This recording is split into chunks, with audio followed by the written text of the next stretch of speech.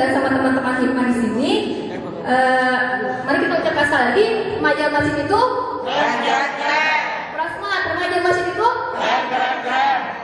saya punya satu panggilan semangat buat teman-teman. Kalau misalnya saya panggil, apa kabar sahabat-sahabat? Jawabnya jawabnya gini, alhamdulillah, luar biasa, mantap gitu, oke? Bisa? Diulang lagi ya. Apa kabar sahabat-sahabat? Luar biasa. Mantap. Kurang semangat. Apa kabar sahabat-sahabat? Alhamdulillah luar biasa. Mantap. Oke, sebelum saya datang ke rumah ini, saya bertemu dengan guru saya. Siapa guru saya? Nggak tahu. Guru saya adalah seorang ninja. Hattori Sensei namanya. Hattori Sensei itu selalu muncul di TV sesudah maghrib. Tahu nggak?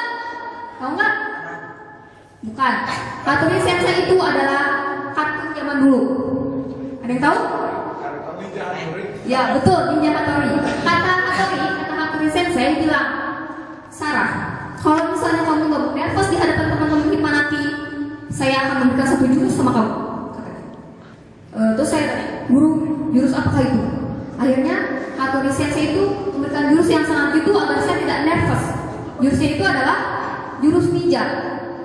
Jurus ninjanya itu gini, kamu ambil spidol. Akhirnya saya ambil spidol.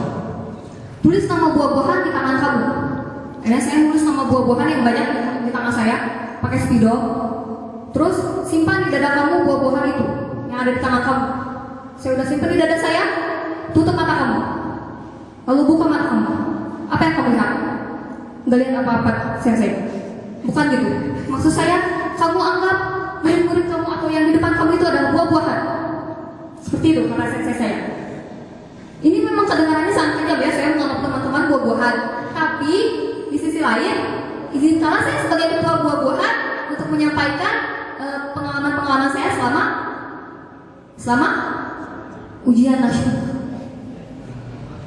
Ya, jadi ujian nasional itu sesuatu yang sangat apa ya? Kalau dulu saya mau ujian nasional itu kebayangnya itu kayak hantu. Jadi, ayo lo besok lo. Jadi kayak ayo lo besok lo mau ada hantu lo kayak gitu. Nah, makanya saya mengambil tema. Ya, Bismillahirrahmanirrahim. Nah, udah ini di skip aja teh. Di skip teh. Ya, saya mengambil tema di sini adalah ujian nasional Samuan. Apa ujian nasional Samuan itu? Ada yang tahu samu itu apa? Nasi. Ya, betul. Ada yang tahu apanya? Nasi. Di sini nggak ada yang mau Sunda kan? Sudah semua? Insya Allah sudah semua. Nah, Samuan itu mungkin kalau teman-teman Bandung itu bahasa gaul kan? Biasanya teman-teman kalau mendengar kata-kata Samuan di mana? Maksudnya pas kalian teman-teman ngomong Samuan itu pas ekspresi setelah mendengar apa? Gimana? Ya jadi kayak misalnya ada teman kita yang cerewet ngomong terus, ih tahu gak sih kemarin tuh aku dibeliin mobil tuh sama papa aku. Aku tuh dibeliin ini loh gadget baru sama papi aku. Terus kita tuh kayak Samuan. Jadi kayak dia tuh ngomong terus tapi kita tuh gak mau denger ya Samuan gitu kayak Samuan itu kan remeh kan, tahu? Nah jadi kayak kita tuh apa sih remeh banget. Jadi ujian nasional itu jangan dianggap sesuatu yang remeh juga, tapi jangan dianggap sesuatu yang besar juga, jangan dianggap sesuatu yang menakutkan. Karena kan Allah juga bilang kalau misalnya kamu tuh jangan berharap naik, maksudnya jangan berharap naik tingkat kalau misalnya nggak diuji sama Allah. Nah makanya dalam dunia pun ada ujiannya juga, selain ujian sama Allah juga ujian sama manusia gitu. Ayo teh selanjutnya. Nah sekarang masih inget nggak sekarang tuh berapa hari menuju UN? Tanpa lihat kesini. Belum juga. Yakin? Ayo dihitung lagi. Berapa hari menjelang UN? 23. Yakin? Ya SMP. Di sini SMA atau SMP? Ada yang SMP nggak? Oh iya SMP. SMA semua kan? Nah, tanggal 15 April 2013 ini adalah hari kematian teman-teman. maksudnya tuh hari kematian tuh gini. Waktu saya SD, saya itu pernah ditakut-takutin sama guru saya kayak gini. Ingatlah murid-murid, tanggal 15 April itu, saya tuh ujiannya tanggal 5 Mei. Ingatlah murid-muridku, 5 Mei itu adalah hari kematian kalian. Hari kematian itu adalah hari yang benar-benar, kan kita kan kalau mau mati nggak pernah dikasih tahu ya, maksudnya nggak ada orang yang tahu kapan matinya. Tapi kalau ujian nasional ini kita tuh tahu kapan hari kematian kita tiba gitu. Jadi mumpung nih kita tahu hari kematian kita kapan, makanya kita persiapkan sebaik-baiknya. Kita kan nggak tahu kan kalau misalnya kematian kita sebenarnya itu kapan, maka dari itu kita leha-leha kan gak mempersiapkannya. Nah, tapi kalau ujian nasional ini hari kematiannya sudah kita ketahui. Jadi ya udah sih, aku udah ngasih tahu gitu kan, tanggal 15 April, kenapa kau belajar coba? Kenapa WA terus? Kenapa main terus? Kenapa kau main terus main game? Nah, kenapa gitu? Ya kan? Nah, di sini ada gambar apa? Nyontek, ya betul. Itu selalu identik ya sama UN. Kalau misalnya UN itu yang ribut tuh malah selain muridnya juga, tapi gurunya juga ikut stres sebenarnya teman-teman. Kalau teman-teman tahu tuh, jadi guru-guru itu juga ikut stres. Bahkan guru saya tuh pernah bilang, aduh murid-murid, kamu tuh ngerti lah apa sih perasaan saya kalau kalian mau UN tuh, kalian tuh nggak pernah mikirin ya perasaan guru-guru. Sebenarnya guru-guru tuh juga bimbang gitu, andilau gitu antara dilema dan galau. Dilemanya itu kenapa? Dilemanya itu antara dua pilihan. Pilihan yang pertama, saya tuh takut kalian gak lulus, makanya saya ingin membantu kalian sebaik-baiknya.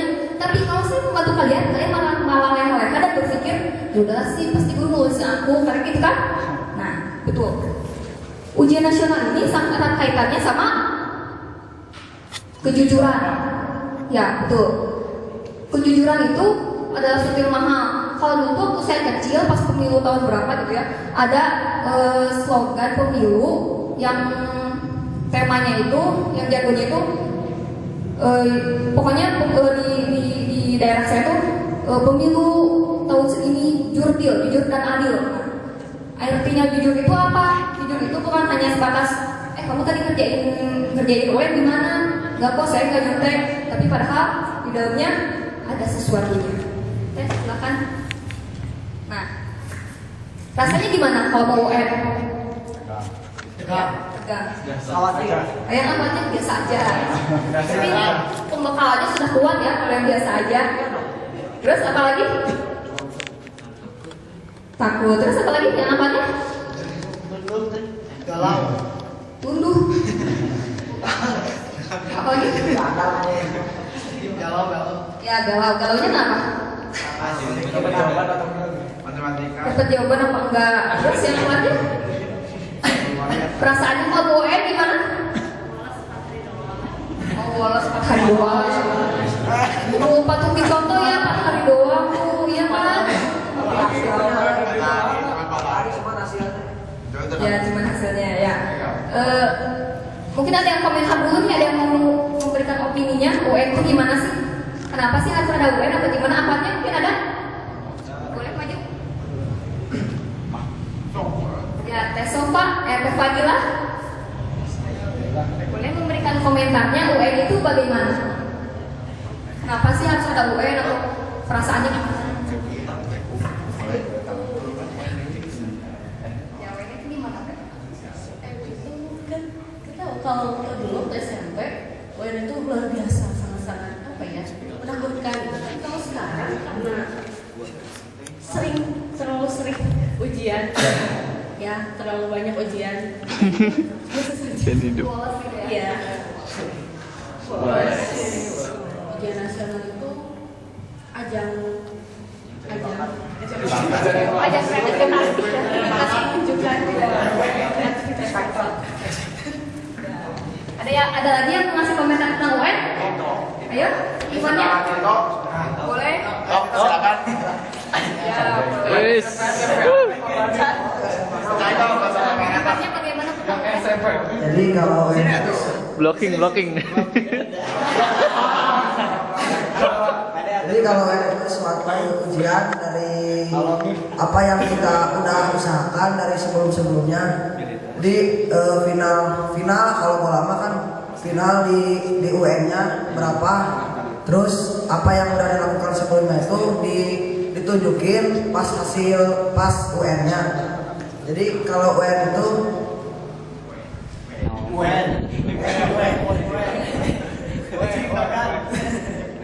jadi kalau UN itu suatu ya ujian lah apa yang sudah kita lakukan sebelum UN. Berarti ujian apa yang sudah kita lakukan sebelum UN. Kalau yang awalnya tadi Teh Fadila katanya UN itu udah biasa aja karena saya sudah keseringan ujian. Nah, betul ya, yang kata Teh Fadila itu kita tuh keseringan dapat ujian, terus pas kita udah dapat ujian akhirnya biasa aja. Nah, jadi sering ujian. Sering. Nah, kenali dulu gejala di bawah ini. Ada 3 gejala orang-orang yang mau UN. Yang pertama, faktor yang membuat UN jadi bikin takut. Yang keduanya, UN bikin stres. Dan yang ketiganya, UN bikin kantong kempes. Kenapa? Di sini ada sesuatu yang membuat hidup kita sangat bahagia kalau tidak terjadi 2 ini. Yang pertama, tidak ada tugas, dan yang kedua tidak ada ujian. Sepakat? Sepakat. Nah, ya, kenceng banget ya sepakat. Ya, selanjutnya. Ya, yang pertama kenapa UN bikin takut? Yang pertama, waktu belajar dihabiskan buat OL. Ini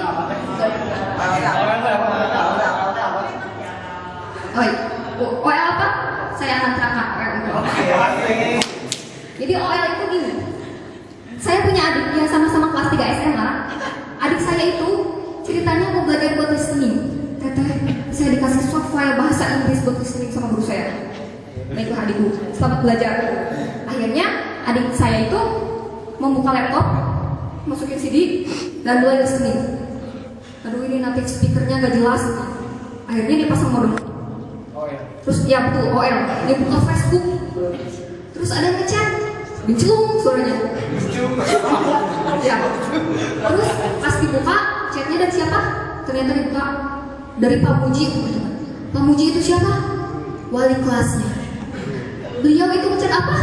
Ada yang tahu? Lagi apa? Yang bernama itu. Nah, ngechatnya itu kayak gini.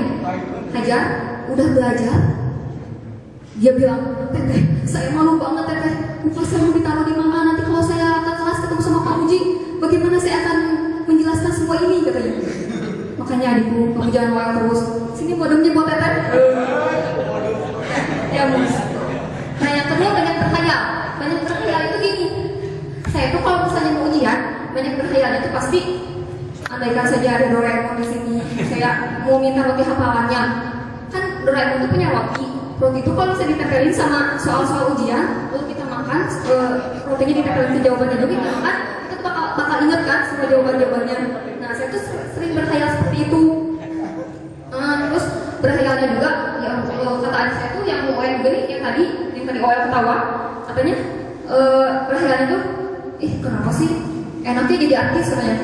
Nggak belajar tapi nilai UN-nya bagus, nggak belajar tapi bisa kuliah di luar negeri katanya.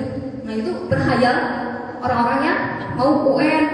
Terus yang ketiga, cerita kakak kelas tentang UN. Adik kelas dulu waktu teteh UN-nya itu cuma 2 paket katanya. Sekarang ya, tahu nggak sih sekarang UN-nya itu 5 paket katanya. Pas zaman saya tuh UN-nya 5 paket. Terus pas selanjutnya UN sekarang 20 paket katanya. Terus pas tahun depannya nanti UN-nya 30 paket. Terus UN depannya lagi nggak ada paketnya.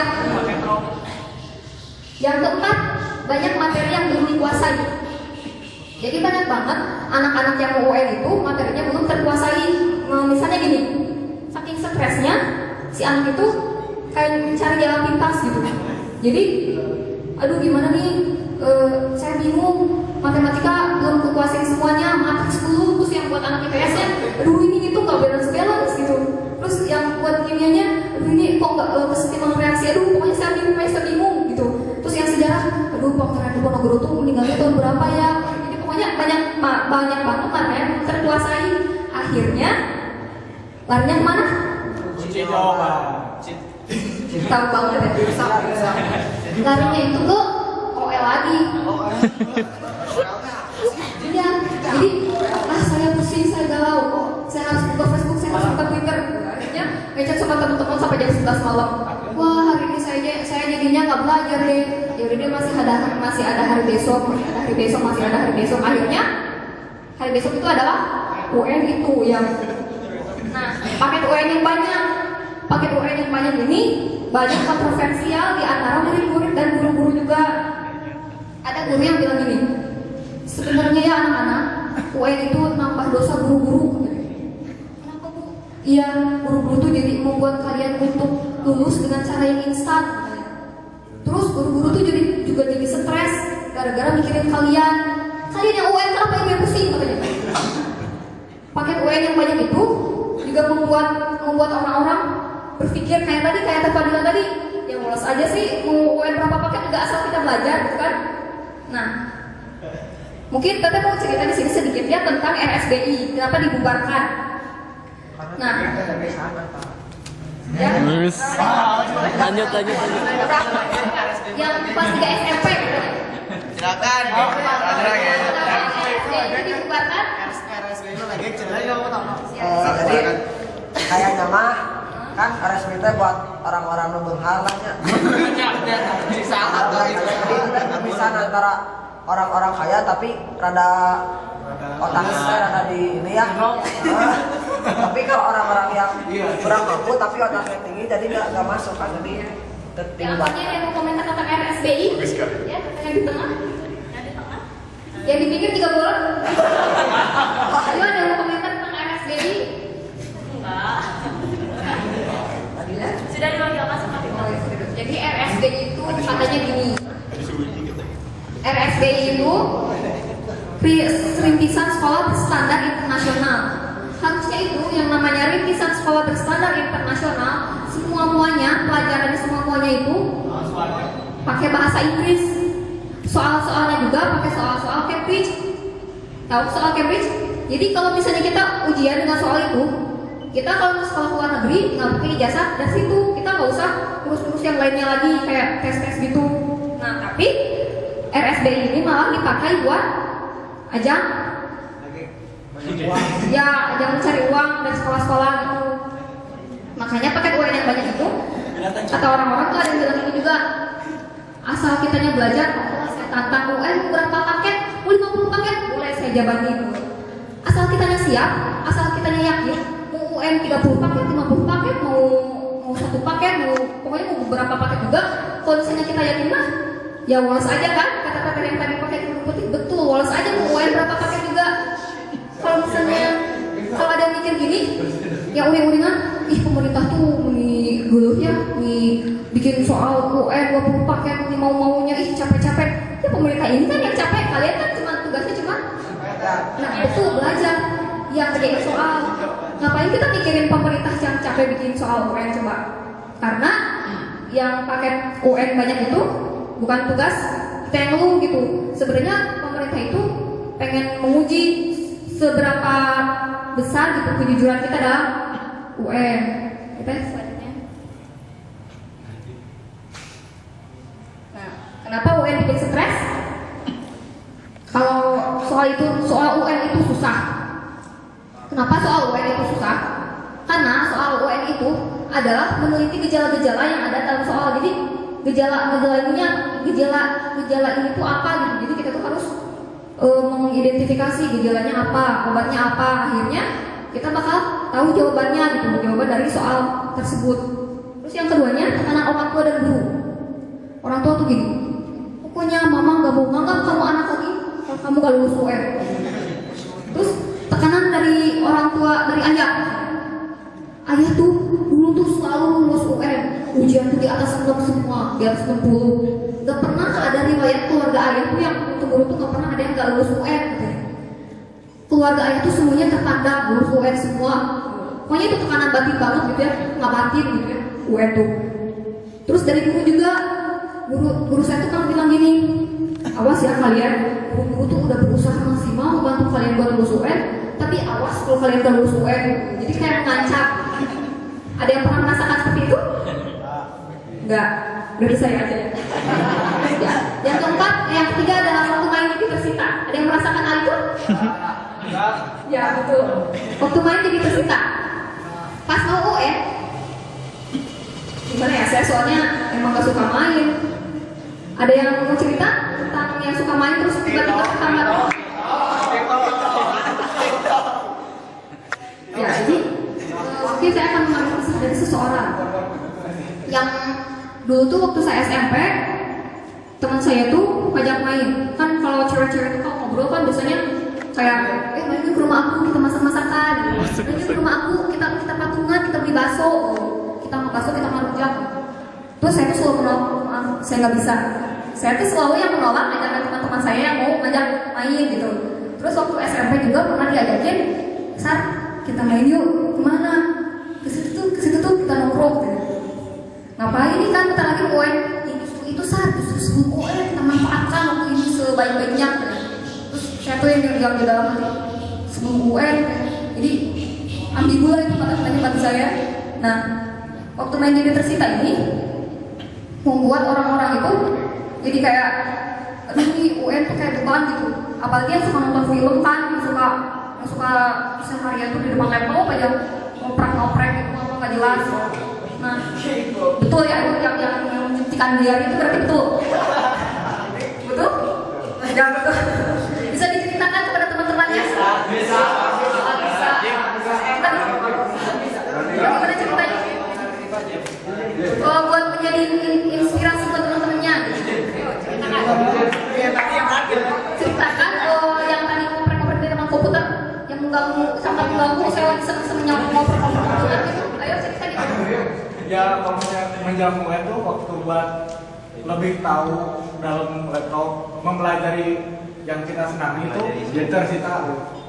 Betul. Angkatnya juga. Misalnya ada suatu kesenangan nih, tiba-tiba saya harus belajar buat UN. Apa kesenangan itu yang kayak UN tuh mengganggu banget? Yang paling kiri K-pop. Ada? K-pop. Ya, K-pop mungkin. K-pop.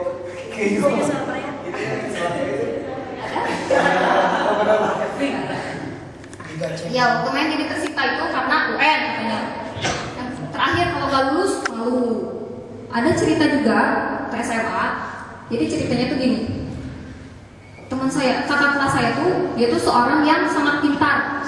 Pokoknya siapa sih yang nggak kenal si teteh itu gitu ya? Siapa sih yang nggak kenal si teh itu gitu? Pokoknya udah cantik, pintar, itu idaman banget ya si teteh itu teh. Pintar pokoknya mah. Nah, pas UN ada selip-selip terdengar. Tau gak sih si teteh itu ya UN-nya tuh gak pakai contekan katanya.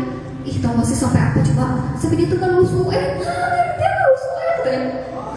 Dia nggak lulus UN, malu dong dia cantik-cantik, pintar-pintar nggak lulus UN kata itu. Tapi ternyata dia itu punya kepuasan tersendiri dibalik ketidaklulusan UN itu. Saya sudah memaksa murid saya itu buat saling membantu, saling membantu dalam ujian nasional. Tapi dia tidak mengindahkan, bahasanya ini banget ya. Tapi dia tidak menghiraukan perintah saya untuk bekerja sama itu. Akhirnya dia tidak lulus UN. Apakah si teteh itu malu? Enggak, si teteh itu enggak malu. Malahan si teteh itu jadi aktivis di SMA setelah dia lulus SMA gitu. Jadi dia itu malah mengabdi pada sekolah setelah dia keluar dari SMA.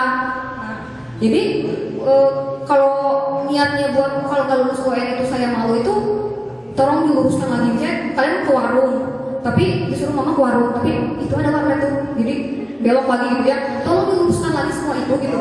Bahwa kalau nggak lulus UN itu bukan malu, tapi kewajiban kita itu dan apa sih maksudnya perintah orang tua kita itu jadi kayak misalnya ada cerita gini.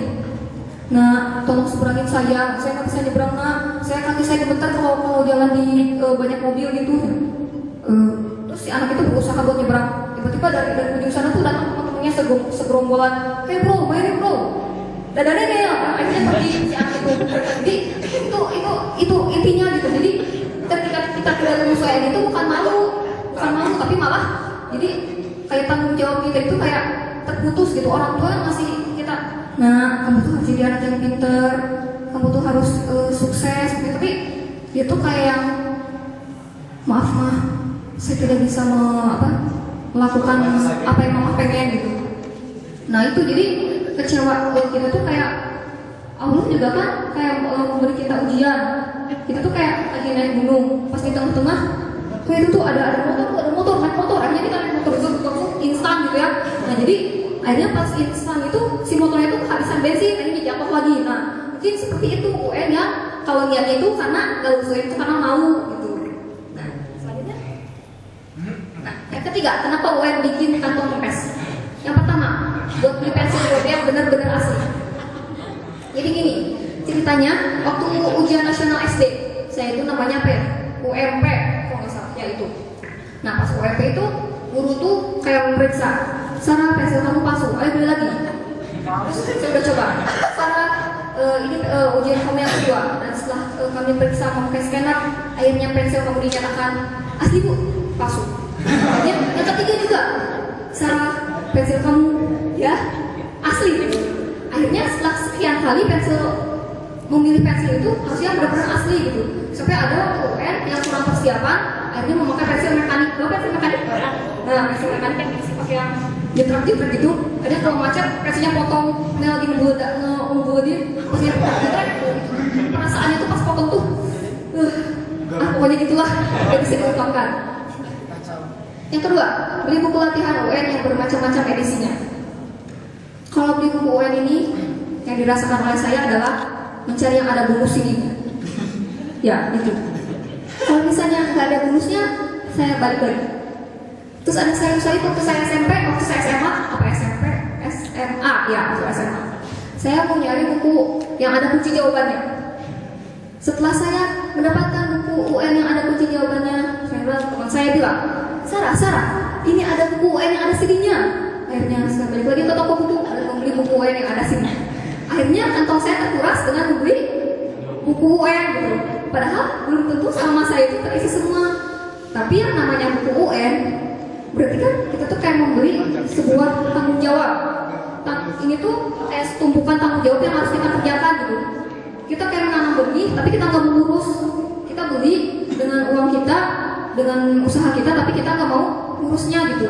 Nah, coba deh kalau misalnya teman-teman ada yang masih belum keisi buku-buku UN-nya, tolong dilengkapi lagi. Maksudnya dilengkapi bukan diisi kayak contekan gitu, lembar jawabannya, tapi diisi yang benar-benar kayak diskusi sama teman, terus kayak sharing-sharing, ini gimana nih? Tapi nih ya, yang paling efektif itu UN itu adalah memang benar tadi sharing sama teman-teman, sharing tentang jawaban gitu. Maksudnya bukan jawaban, jadi membahas soal gitu. Nah, tapi yang dirasakan oleh saya selama saya menjadi pelajar dan mahasiswa sekarang ini adalah kalau belajar bareng itu ujung-ujungnya ya main. Yang apa? Ya, ngobrol dan ngopi. Dan yang paling umum bagi perempuan itu apa? Ya, betul sekali, bakso. Bakso. Saya lagi nih, pas lagi ngerjain tugas, pas lagi ngerjain soal. Aduh, misalnya yang anak IPS nih, aduh ini nggak beres-beres nih, akhirnya dilemparin buku. Teman-teman, ini gimana sih nggak beres-beres? Saya punya solusinya. Nah, betul sekali. Akhirnya mereka pergi ke warung bakso. Udah pergi ke warung bakso, kita lanjutin nih belajarnya. Tunggu, saya mau istirahat dulu. Akhirnya tidur. Nah, jadi kapan belajarnya kan itu? Nah, yang terakhir buat patungan beli contekan. Ini nih yang paling UN tuh. Jadi ada kisah juga. Maaf ya, saya kebanyakan cerita. Kebanyakan kisah. Nah, kisahnya itu gini. Waktu SMA juga, kisahnya tuh katanya ada teman saya bilang, Sar, kamu patungan nggak di sekolah? Patungan buat apa? Buat beli contekan. Buat beli apa? Buat beli contekan. Buat apa? Buat beli contekan. Tuh, itu contekan tuh kayak contekan kayak di antara malaikat dan setan gitu. Sar ikutan. Terus yang malaikat tuh Sar jangan ikutan. Jadi yang tadi saya bilang itu antara dilema dan galau gitu. Ini contekan tuh. Tapi contekan itu per anak itu ya katanya. Per anak itu buat membeli satu buah paket itu patungan itu sebesar Rp50.000. Bayangkan kalau satu kelasnya aja ada 40 orang gitu. Ya itu mendingan beliin iPad kayak apa gitu, laptop baru kayak nyicil buat beli mobil kayak apa ya, buat nanti buat nabung buat kuliah kayak apa daripada buat nyicil contekan gitu. Nah terus yang buat beli contekan ini juga katanya nanti kalau misalnya UN kalian nomornya ganti ya pakai kartu perdana. Saya jualan untuk perdana sambil promosi ya. Katanya nanti nomornya ganti, nanti saya urus, nanti nomor kalian tidak akan terdaftar di operator katanya. Nanti nama kalian tidak akan terlacak oleh polisi. Pokoknya aman deh, aman. Akhirnya contekan itu menyebar dari Sabang sampai Merauke gitu. Terus yang bikin saya irisnya lagi, contekan itu ada cerita juga nih dari adik saya juga katanya. Dek, teteh pesan sama kamu dek, tolong kalau UN nanti jangan nyontek dek. Itu pasti contekan itu menyebar. Ya teh, kata teman-teman aku juga, contekan itu pasti ada gitu. Itu kayak ngomongnya pernah gitu, kayak berharap mendapatkan gitu. Teh, saya tuh pasti nanti dapat deh. Ya, tenang lah, pokoknya itu mah pasti ada gitu ya. Dek, yang dipakai ya, yang dipakai. Tenang teh, nggak akan dipakai. Alhamdulillah, adikku soleh sekali. Tapi teh paling dipakai buat nembak doang. Buat nembak jawaban. Jadi kalau misalnya ini nomor 5 nih belum kejawab, ayo waktunya cepat dikumpulkan, LJK-nya kumpulkan. Udah langsung gitu ya. Nah, itu tuh sama aja gitu ya. Meskipun buat nembak buat apa kayak gitu, tetap aja dianya nontek. Nah, kita selanjutnya. Nah, ini nih. Ini lagi apa? Belajar lagi ke Gamesa. Iya, ya ini lagi UN, lagi nyontek. Nah, berpikir kreatif nih. UN itu ajak berpikir kreatif gitu. Jadi misalnya gini, ada UN yang pakai sepatu, jawaban. Terus ada yang juga pakai yang buku itu yang dari kepala, jawaban. Dipanggil anjingnya, balik badan. Terus ada lagi yang misalnya ini ada cerita misalnya ini dia tuh nyiapin kertas buramnya itu dia udah isi gitu kebetannya, seluruh isi buku disalin situ, akhirnya diselipin di bawah soal. Jadi pas dia buka soal, dia tuh kayak soal berat contekan. Jadi kayak ih mahir banget kamu jam 8 udah beres ujiannya. Ya dong, kamu kan pintar mempersiapkan contekan. Jadi kreatif gitu. Kalau kepepet itu namanya emang kreatif ya. Misalnya, gimana dong saya tuh belajar, akhirnya semalaman dia bikin contekan gitu. Dipikir-pikir ya, kalau misalnya semalaman buat nyiapin contekan, kenapa semalaman itu gak dipakai buat belajar? Terus guru saya bilang juga gini sebenarnya. Bapak itu pas mau ujian itu bapak tuh gak belajar. Bukan bapak gak belajar. Bapak itu tahajud, semalaman tahajud, berdoa sama Allah. Akhirnya setelah tahajud, bapak tuh cuma baca buku dikit doang. Besoknya ya, yang bapak baca itu keluar di ujian. Akhirnya saya penasaran dan saya mencobanya. Pas saya mencobanya, nggak keluar satu. Jadi doa tanpa usaha itu bohong, dan usaha tanpa doa itu sombong gitu. Kalau misalnya kita cuma berdoa aja sama Allah gitu, ya Allah, izinkanlah UN saya lulus semua, matematika saya 10, apalagi nih yang anak IPA IPS kan UN-nya 6 kan, yang anak SMK kan cuma 4. Nah, ya Allah semoga di ke-6-6-nya itu saya dapat 10 semuanya gitu. Aduh jangan rajin, tapi belajar enggak gitu. Itu tuh bohong gitu, sama aja gitu. Kenapa kamu beli buku tapi nggak dibaca? Kenapa kamu berdoa tapi nggak usaha gitu? Terus misalnya, udahlah saya belajar aja. Ada teman saya bilang gini, ada yang penting ada kalau ujian mah itu mah yang penting mah belajar. Kamu bukan yang penting mah belajar, tapi yang penting mah belajar dan berdoa, beribadah gitu. Karena misalnya gini, Allah itu istilahnya sangat apa ya? Pokoknya murah hati Allah tuh benar-benar gitu. Jadi misalnya gini, kalau misalnya tapi kalau Allah murah hati, jangan kita tuh kayak udah Allah kan baik, pasti aku lulus UN, aku kan anaknya selalu membantu orang tua gitu. Tapi pas mau ujian nasional tuh jadi ada fasenya nih, anak-anak SMP itu ada fasenya. Kelas 1 dia sangat cukup dan nurut sama kakak kelas, sama guru, sama kakak kelas. Pokoknya kalau jajan ke kantin pasti bayar, pasti lebih bayarnya. Bapak bu, kembalinya ambil aja. Ibunya seneng, bahagia, kalau dia datang ke kantin. Dek, uangnya gede ya dek. Si ibunya kan tahu kan kalau kembaliannya bakal kasih. Iya, uang saya 10.000. Kembalinya buat itu aja. Kelas 2, naik ke tahap kedua. Kelas 2 itu ajang-ajangnya ngegangster. Siapa sih yang gak kenal si kakek itu kelas 2 IPA? pasti yang kenal si Tete itu tuh pas gue IPS, pinter banget tuh, itu si Tete cantik, terus si Akang tuh mantep banget tuh. Terus pas lagi kelas gue itu kayak mulai dibantah-bantahnya sama guru. Kenapa baju kamu tidak dimasukkan? Baik pak, akan saya masukkan. Dia balik lari keluar, akhirnya dia balik lagi tanpa baju. Mana baju kamu? Sudah saya masukkan pak.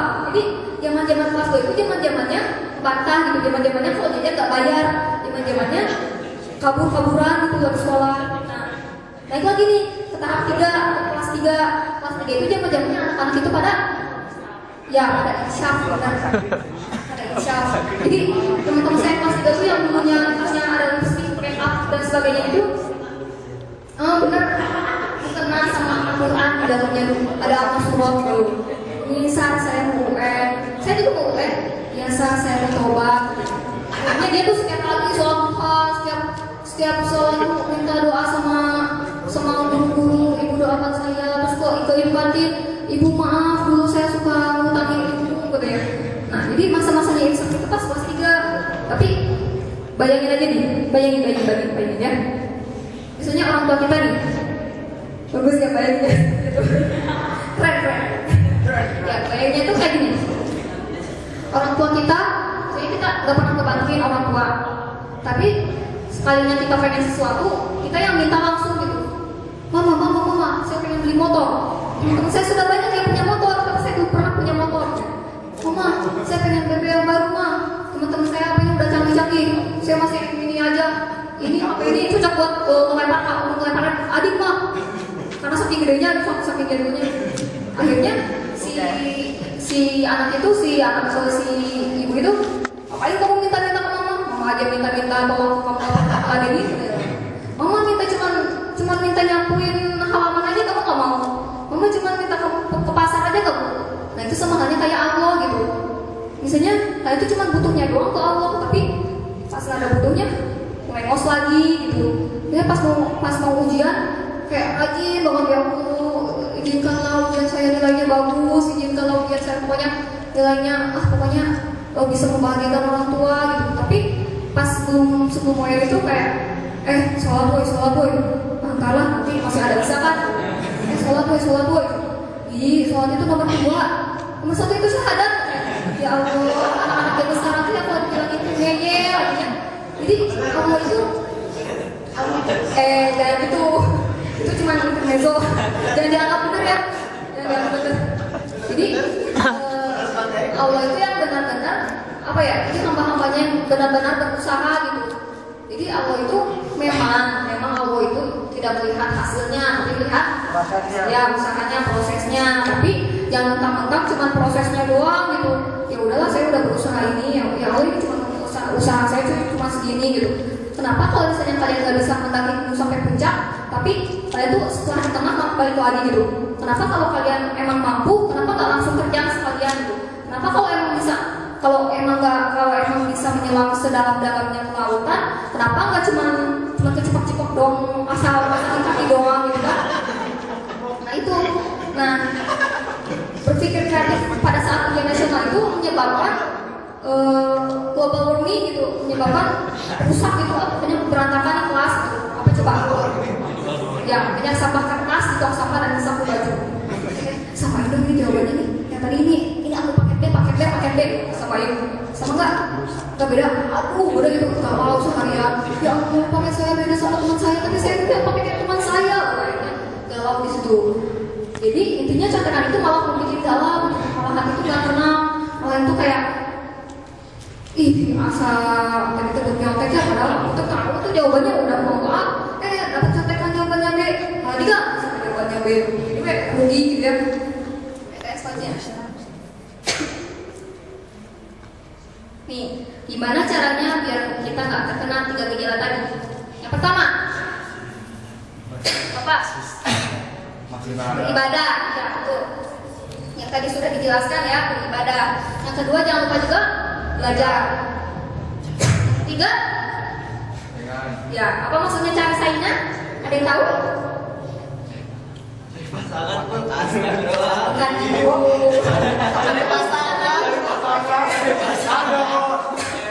Cari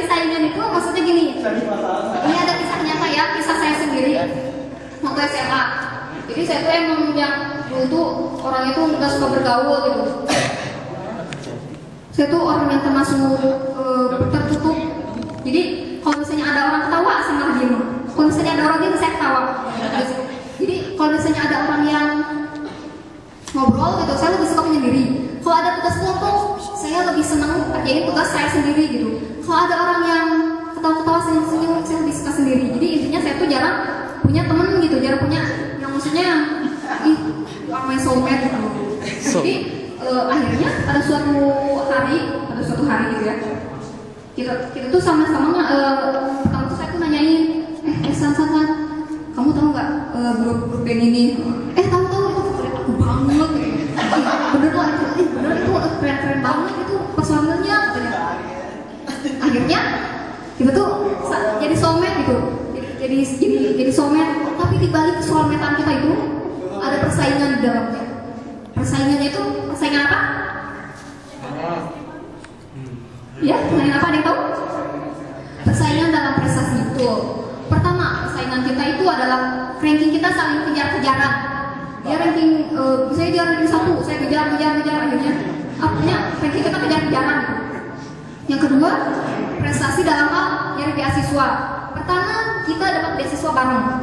Dapat beasiswa salah satu perusahaan di sensor ya pokoknya. Nah, dalam perusahaan itu kita tuh lolos ke tahap 1, sama-sama lolos ke tahap 1. Pas lolos ke tahap 2, enggak. Jadi kita tuh sama-sama ikut tahap awal. Setelah tahap awal, dapatlah pengumuman turun, pengumumannya itu katanya yang lulus ke tahap selanjutnya dalam beasiswa sekolah ini, beasiswa di perusahaan ini adalah Sarah Nurul Aini. Terus konsepnya kayak selamat ya, tapi dalam tutup berat, selamat ya, kayak berat gitu. Tapi saya tahu perasaan itu kayak gimana, karena kita sama-sama berjuang gitu untuk mendapatkan beasiswa itu. Nah akhirnya, maaf ya saya merebut beasiswa ini gitu. Kita kan udah berjuang sama-sama, tapi malah saya yang dapet. Ini apa-apa, nggak apa-apa. Nggak apa-apanya berat. Nah, udah kita lolos lah masalah itu udah kemana. Akhirnya kelas 2 nih. Kelas 2 kita tuh dipilih untuk mengikuti OSN. Nah, pas OSN itu ayo siapa yang dari sekolah ini perwakilan tes. Ini kita berdua lolos lagi. Saingan lagi. Taunya dia yang naik ke tahap selanjutnya. Aduh, saya tuh kayak dia tuh lolos lagi. Tapi memang sahabat. Kita memang sahabat, tapi di dalamnya memang ada saingan gitu. Jadi kayak dia lolos gitu. Aku lolos. Selamat ya, ikut seneng. Padahal ada lagi berat gitu ya. Kayak banyak. Padahal astagfirullahaladzim gitu. Itu sebenarnya harus dihindarkan perasaan seperti itu. Karena kan kalau teman senang, ada ikut senang. Kalau teman bahagia, ikut bahagia. Kalau teman sedih, ikut sedih juga. Nah, Teman mati. jangan ikut mati juga. Nah, yang selanjutnya itu di kelas 3. Di kelas 3 itu kita sama-sama pengen ke salah satu perguruan tinggi negeri. Salah satu perguruan tinggi negeri yang tidak akan saya sebutkan mereknya. Ya. Nah, perguruan tinggi negeri itu kita kejar habis-habisan. Sampai ada percakapan seperti ini. Sar, kebayang kalau kita nanti satu kuliahan, kita tuh pasti keren banget lah. Kamu yang sama-sama suka, kita sama-sama suka ngitung katanya. Tapi dia tuh tahu gitu kelemahan saya itu di matematika dan kelebihan saya itu di bahasa Inggris. Tapi kelebihan dia di matematika dan kelemahan dia di bahasa Inggris, itu kita tuh kebalik gitu. Tapi saya tuh benar-benar yang pengen masuk kimia gitu. Sar, kamu tuh masuk bahasa Indonesia aja, bagus sastranya tuh. Gak mau, aku pengen masuk ini. Enggak, aku masuk itu aja. Jadi kayak itu tidak mau tersaingi agar kuotanya tidak ya gitu kan, saya maksud saya tolong mengerti. Saya susah mengungkapkannya. Nah, akhirnya pas udah ikut daftar segala macam itu, kita tuh sama-sama yang gagal di proses awal gitu, gagal di pendaftaran administrasi gitu. Nah, akhirnya kita tuh berdua tuh dengan musuh diam di pinggiran kantor kepala sekolah. Sar, sekolah jalan banget ya sama kita berdua. Biasa kenapa? Ya, kita nggak ngurusin ya buat daftar ke sana. Ya, sabar aja ya, kita pasti bisa. Jadi kita tuh emang benar-benar saling menyemangati, tapi sama-sama juga saling kayak bukan menjatuhkan ya, tapi bukan membunuh juga. Tapi kayak sama-sama ayo semangat semangat, tapi kalau giliran dia yang dapat kita malah sedih gitu. Maksudnya sedih karena bukan dia nggak dapat, bukan dia yang dapat, tapi sedih karena kita kenapa kita nggak dapat juga, gitu. Kenapa kita nggak bisa meraih apa yang dia bisa raih gitu. Akhirnya ujian nasional kan ada ujian prakteknya tuh. Nah, ujian prakteknya itu olahraga. Kita tuh disuruh keliling, lari-lari keliling lapangan, menang keliling lapangan gitu dalam waktu 12 menit. Pas putaran terakhir, karena kita sama-sama dari UFS, makanya saya selalu bareng sama dia kalau apa-apa gitu. Udah masuk hurufnya dari S gitu kan, pasti ini bareng aja kan kalau dalam praktek kelompok itu. Akhirnya pas satu kelompok sama dia, saya tuh ada di belakang dia. Dia tuh kan yang kita selalu punya pikiran, kalau dia ada di depan, saya di belakang, saya nyusul, saya di depan, belakang lagi dia nyusul, apa punya kayak balapan F1 gitu ya. Nah, pas saya di belakang dia sekitar 3 meter apa 2 meter gitu, saya berjanji kepada diri saya sendiri, kalau saya bisa nyusul dia sampai ke finish duluan, saya pasti bisa masuk PTN yang diidamkan itu.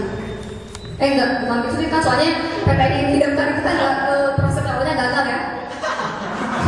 Pokoknya saya pasti bisa masuk PTN, saya bilang, saya pasti bisa masuk ke jurusan yang saya pengen. Akhirnya saya lari. Dari dulu kan badan saya gak gede-gede gitu ya, jadi sedangkan dia gede gitu, jadi aduh gak mungkin banget saya nyusul dia. Akhirnya saya lari terus, ya boy itu sih sana lari kayak kesurupan gitu. Akhirnya saya lari, pas lihat dari belakang, dia belum nyampe. Ya Allah, semoga gitu langkah awal saya bisa menyusul prestasi-prestasi yang telah dia raih gitu. Udahlah, itu udah berakhir. Akhirnya ada lagi ujian. Guru kimia memilih untuk mengikuti lomba cerdas cermat, dan yang dipilih siapa? Dia yang dipilih. Saya sedih banget dia yang dipilih. Saat kamu lagi apa? Ini Sarah, aku dapat soal-soal kimia dari guru ini katanya. Soal kimia apa buat UN? Enggak, buat latihan UN. Enggak, buat ini Sarah, buat lomba olimpiade katanya. Buat lomba cerdas cermat. Pas melihat, kok dia sih yang ditunjuk. Jadi kayak benar-benar itu saingan. Jadi saingan itu emang perlu dalam sekolah itu. Emang sangat dibutuhkan, bukan saingan dalam hal yang tadi kayak pasangan. Apa coba saingan gitu. Nah, akhirnya janji saya pada diri ketika olahraga itu terrealisasikan gitu. Walaupun emang gak masuk ke perguruan tinggi yang saya idamkan, tapi saya bisa menyusul dia masuk PTN duluan gitu. Dan astagfirullah sih sebenarnya dia gak masuk PTN gitu. Itu masuk swasta, dan jurusan yang dia pengen malah masuk jurusan yang saya pengen. Saya pengen masuk jurusan yang saya pengen, akhirnya alhamdulillah terrealisasikan. Tapi dia pengen masuk jurusan yang dia pengen, kalau masuk jurusan yang jurusan saya juga gitu. Jadi kita sama-sama satu jurusan walaupun ini beda perguruan tinggi gitu. Nah, akhirnya bahwa saya mendapat kesimpulan gitu bahwa kalau misalnya tekad yang kuat gitu, sekecil apapun kita, seremeh apapun kita, sesangguan apapun kita gitu, kalau emang benar-benar kita berusaha, itu pasti bisa meraihnya gitu. Pas pertama saya masuk sekolah, banyak orang yang meremehkan saya. Ih, kamu tuh kecil, kayak anak SD. Ini saya bukan anak SD, anak TK. Bukan, pas seperti itu intinya.